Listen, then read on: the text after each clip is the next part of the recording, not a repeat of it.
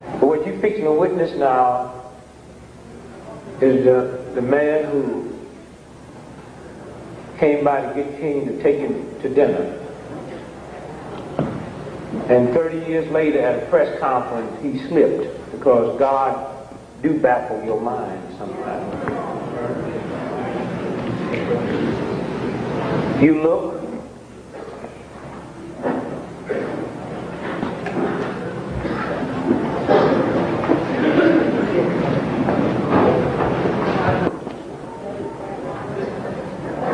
some of the activities are geared especially for the young who did not have a chance to get the feel or to know what the civil rights movement actually was about. Even as they marched, now they could have stopped in a hotel, but when you think about marching from Memphis to Jackson or Jackson to Memphis, there were no hotels.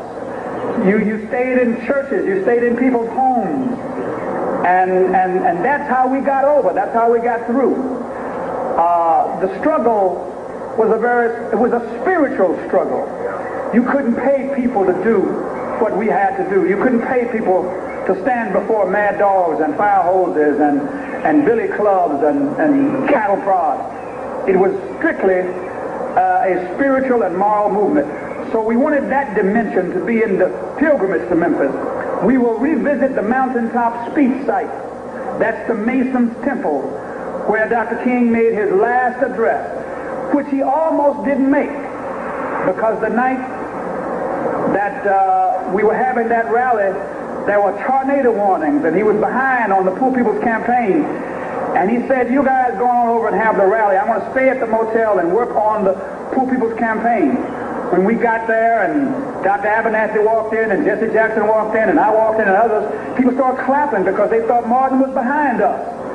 And so Ralph's preacher sense said to him, this is not our crowd. And he went to the phone and called Dr. King. And any of the marches that we had in those days, you have an opportunity to bring the children and bring the family and march with us.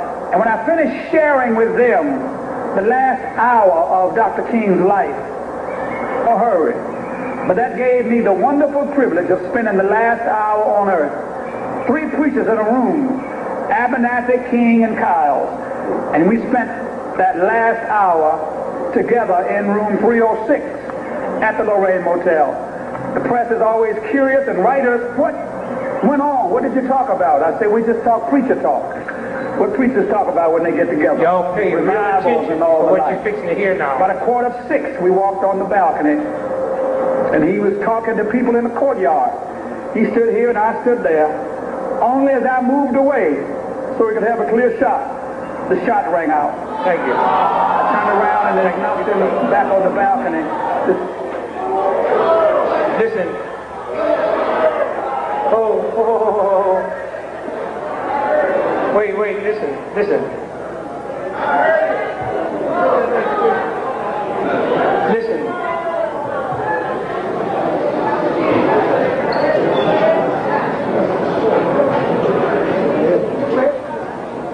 30 years later, this brother never realized he would slip and say that.